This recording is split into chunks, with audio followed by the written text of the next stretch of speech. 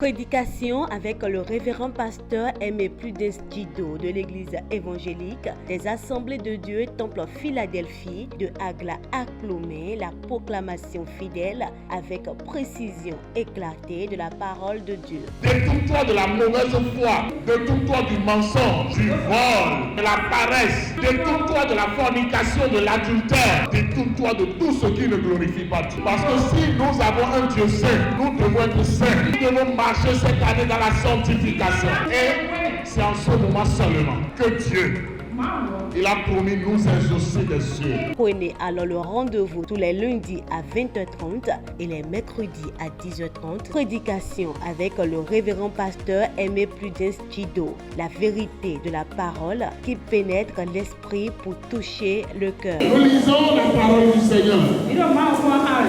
Le thème de notre semaine, c'est Pentecôte, notre semaine de réveil. Alors le thème c'est: avez-vous reçu le Saint-Esprit quand vous avez cru? Nous lisons notre texte de base ce matin dans Actes le chapitre 19, le verset 2. 19,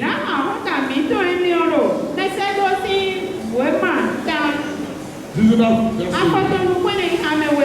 La parole de Dieu déclare: avez-vous reçu le Saint-Esprit quand vous avez cru? Il lui répondit: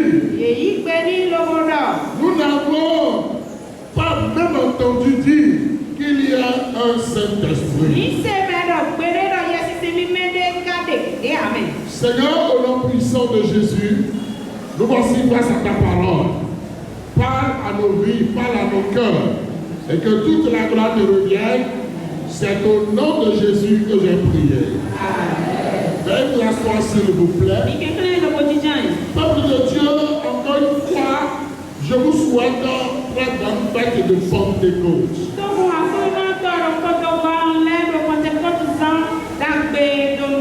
Et le thème du message que je porte ce matin, c'est cette leçon de Pentecôte. Le jour de Pentecôte porte des leçons pour nous qui sommes les chrétiens. Pour nous qui sommes l'église du Seigneur. Le texte que nous avons lu tout à l'heure, c'est l'apôtre Paul qui s'est rendu à Éphèse. Et il a rencontré des disciples. Et ces disciples-là, il leur a posé la question de savoir: est-ce que vous avez reçu le Saint-Esprit lorsque vous avez donné votre vie à Jésus? Il ne posait pas cette question aux païens. Mais un des chrétiens a donné de nouveau et à des disciples. Mais ils ont répondu qu'ils n'ont jamais entendu parler. Il y a un Saint-Esprit. Chose paradoxale. Chose bizarre. Alors l'apôtre Paul les a instruits. Et il a prié pour eux.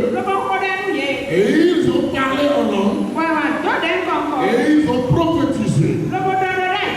Mon frère, ma soeur, peuple du Seigneur, nous sommes dans les derniers temps.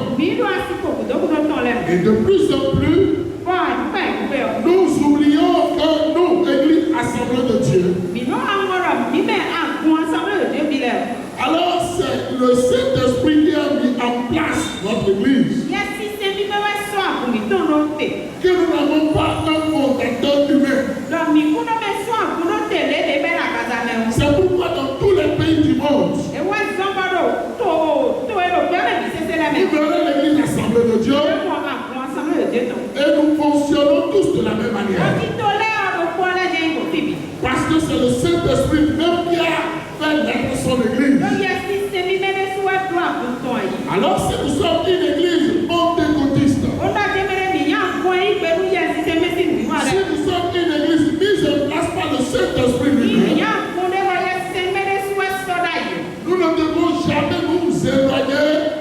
revêtement de puissance.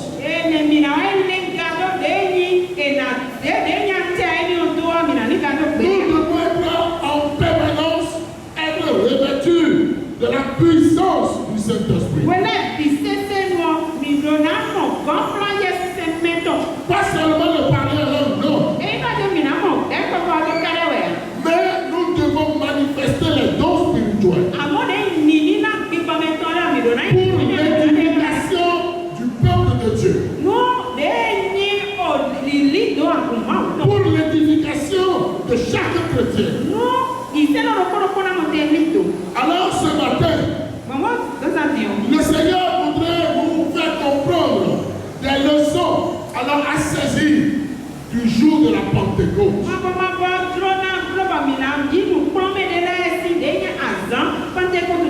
Cette leçon pour le peuple de Dieu que nous sommes, pour les chrétiens que nous sommes. Et c'est cette leçon-là va nous amener à rechercher, à demeurer dans le revêtement de la puissance de Dieu, le Saint-Esprit.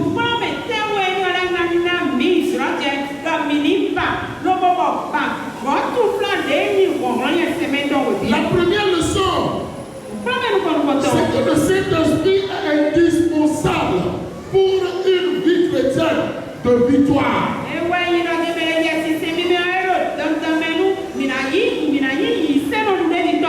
Alléluia. Nous avons vu l'exemple de Pierre. Pierre a rejeté Christ 3 fois de suite. Ce même Pierre, le jour de la Pentecôte, s'est levé et a prêché la parole du Seigneur. En quelques minutes, devant toute cette foule, il n'avait plus peur.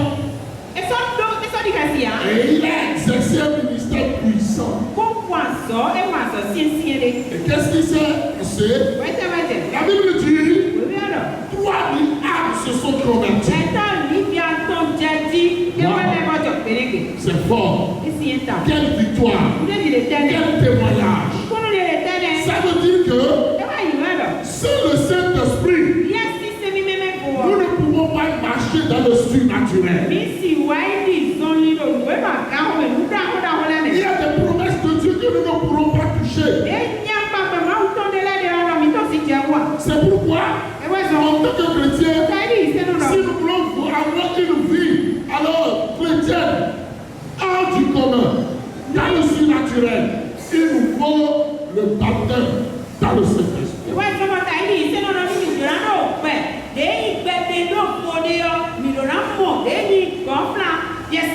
C'est pourquoi la parole de Dieu déclare vous recevrez une puissance. Le Saint-Esprit survenant sur vous. Vous serez mes témoins, les témoins de Jésus.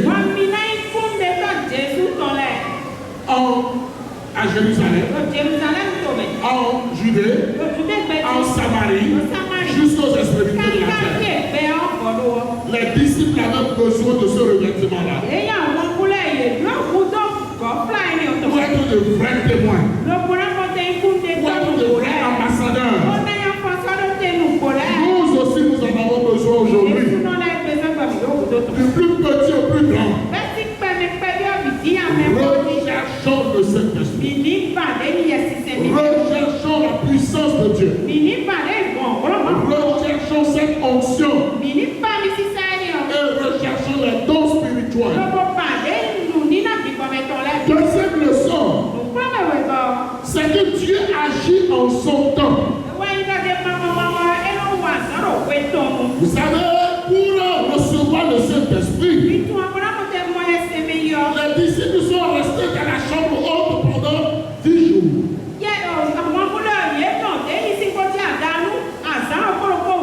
10 jours. Ceux-là qui ont entendu parler par le Maître, par Jésus, d'aller attendre le Saint-Esprit, étaient au nombre de 500. Et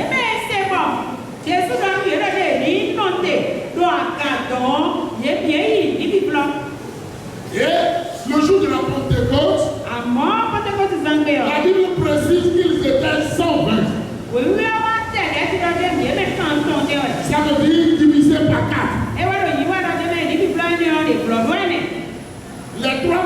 sont où? Sûrement, le premier jour, des gens ont dit bon, comme ça traîne, je viens. Deuxième jour, les gens ont dit bon, je viens aussi. Même le 9e jour au soir, les gens ont dit je viens. Alors c'est seulement ceux qui étaient là le jour de la Pentecôte, ceux qui ont persévéré, c'est ceux, la sœur, qui ont reçu le revêtement de puissance.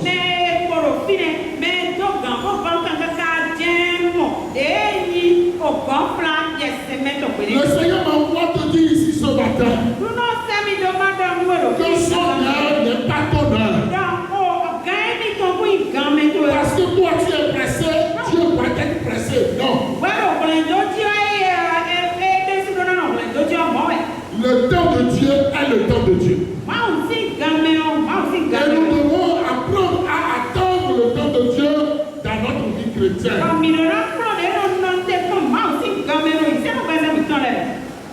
Beaucoup désespèrent dans la foi. Dieu ne va pas donner rapidement. Dieu ne va pas donner ceci rapidement. Et à cause de ça, ils sont en train de rétrograder. C'est dangereux.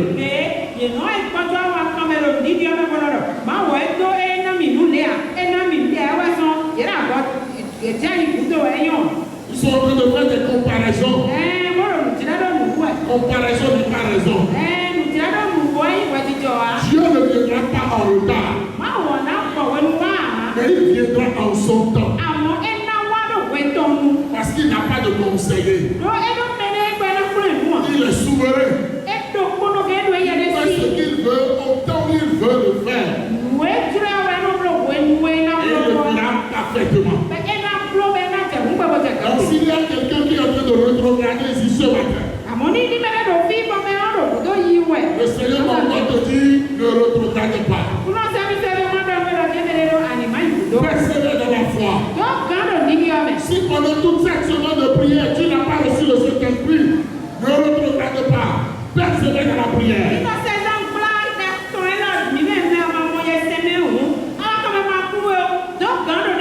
Troisième leçon de Pentecôte, c'est que la prière prépare le cœur à l'action de Dieu. Si nous voulons que Dieu fasse de grandes choses dans nos vies, soyons constamment dans la prière. Invoquons le ciel. C'est très important. La seule chose qui fasse peur au diable dans notre vie, c'est notre vie de prière. C'est pourquoi c'est difficile de prier. Et nous ne devons pas céder à la paresse dans la prière. Dans cette chambre haute là, les disciples sont restés dans la prière pendant 10 jours. Afin que le Saint-Esprit ne vienne. Mais aujourd'hui, on organise même 3 jours de jeûne de prière et les gens trouvent que c'est bien lourd. 7 jours de jeûne de prière. Et, pasteur, on peut faire ça.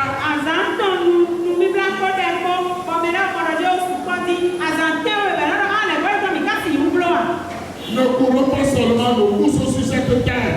Courons pour le ciel. Courons pour notre vie chrétienne. Courons dans la prière.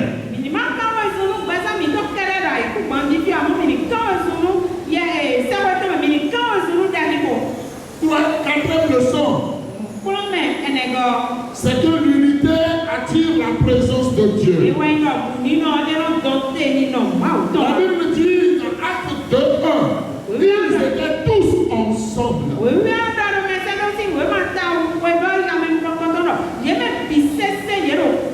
Et le psaume 133 dit, oh, qu'il est doux, qu'il est agréable pour les frères d'habiter unis ensemble.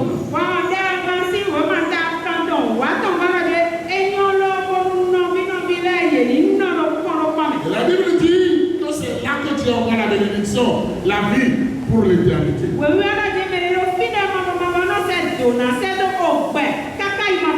Peuple de Dieu, s'il y a des divisions dans votre famille, s'il y a des divisions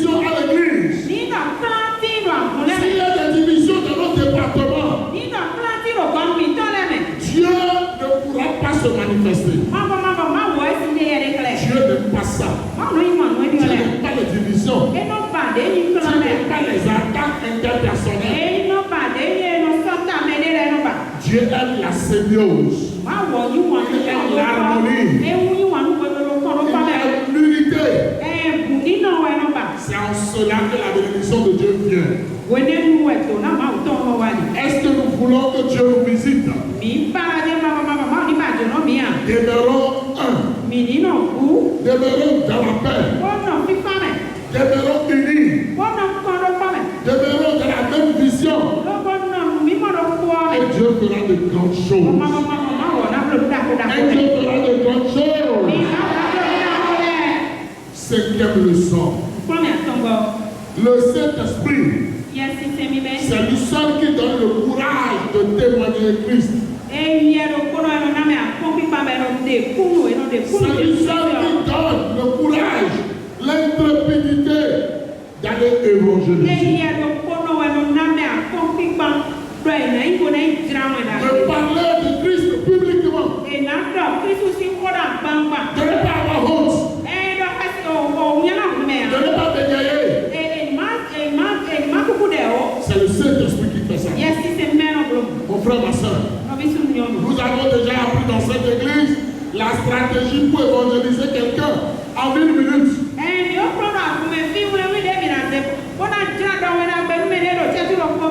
Nous avons décrété que tous les samedis, de 8h à 10h, nous sommes à l'évangélisation.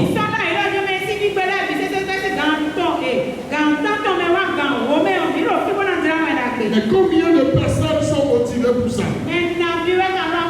Combien de personnes évangélisent réellement? Il est temps maintenant que nous recherchons le Saint-Esprit afin d'avoir le courage qu'il faut pour l'évangélisation.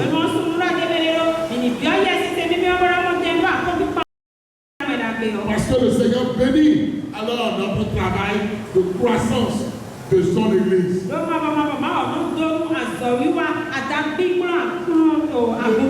cœur de Dieu va pour le salut des âmes. Et vous avez vu le jour de la Pentecôte, 3000 âmes se sont converties. Nous en avons besoin encore. Nous voulons vivre des moments comme ça encore. Recherchons le Saint-Esprit. Sixième leçon. C'est que l'évangile est pour tout le monde. La Bible a dit que ce jour-là, de la Pentecôte, Dieu a choisi un jour spécial. Un jour où, à Jérusalem, beaucoup de peuples se sont réunis. Et lorsque le bruit alors du Saint-Esprit s'est fait entendre,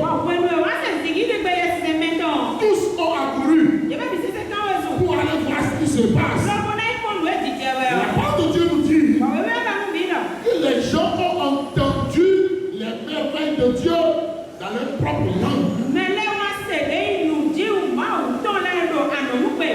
Ils ont entendu l'évangile dans leur propre langue. C'est ça le parler en langue que le Saint-Esprit avait donné au disciple le jour.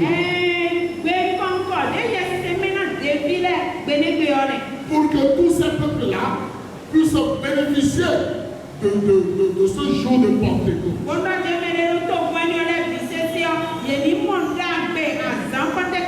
S'il en est ainsi, qu'aucune église, qu'aucune personne née de nouveau ne dise moi. Toi, tu n'es pas dedans. Toi, tu n'es pas concerné. Toi, tu es de telle ethnie. Vous ne pouvez pas vous convertir. Jamais.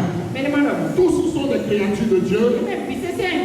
Et nous tous, nous avons besoin de l'évangile. Il n'y a jamais de problème raciste et ethnique dans nos communautés.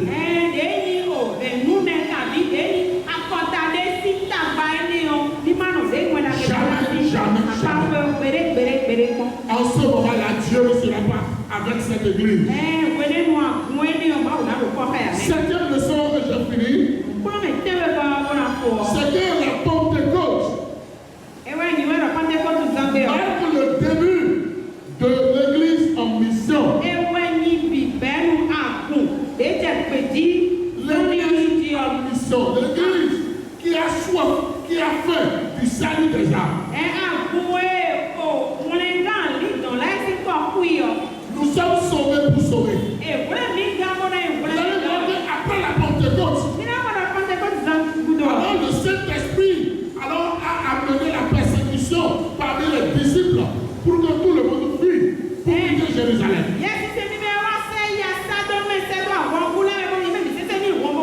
Et chacun en train de fuir. Lorsqu'il arrive quelque part, il prêchait l'évangile. Je ne peux pas être chrétien sans parler de Jésus. Si tu es chrétien, tu ne parles pas de Jésus, ça veut dire que tu ne connais pas réellement Christ. Ce qu'il a fait dans nos vies, pourquoi ne pas en parler? Le chrétien ne peut pas être caché. Je dis non. Que ce soit dans ta maison, dans ton quartier, dans ton lieu de travail, dans ton marché, partout. Partout. Même à l'église. Lorsque tes frères commencent par reprogramer, tu ne dois pas accepter ça. Tu dois visiter ton frère. Tu dois visiter ta soeur. Christ n'est pas encore revenu. Hein? Et toi, tu fais quoi? Je ne suis pas dedans. Hein? C'est ce qui devrait être. Mais c'est le contraire. Il ne vient plus, non? C'est le problème. C'est un fils de l'enfer. Ah bon? C'est sa mission, ça? C'est ta mission, ça? Ta mission, c'est d'aller chercher les âmes. C'est d'être la lumière du monde. C'est d'être le sel de la terre. C'est d'être une ville sur la montagne. Le Saint-Esprit est venu. Et à partir de là, beaucoup d'églises ont vu à leur naissance. C'est le Saint-Esprit même qui a dit, mettez-moi à part Paul et Barnabas pour l'œuvre de la mission.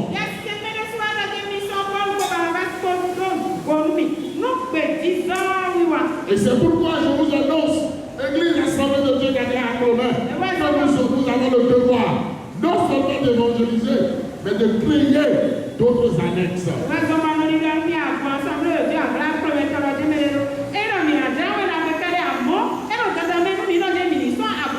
Nous devons nous multiplier. C'est d'autres églises qui ont évangélisé ici. Et vous aussi, vous devez aller évangéliser ailleurs. Beaucoup de pasteurs sont en train de retrouver l'église. Et tout le monde n'est pas encore sauvé. Peuple de Dieu, veuillez vous tenir debout.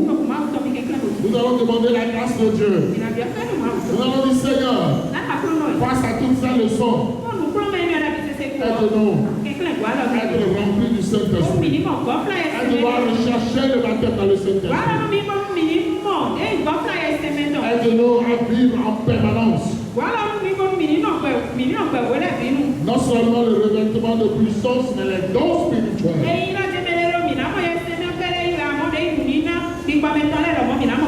Prions au nom de Jésus. Prions au nom de Jésus.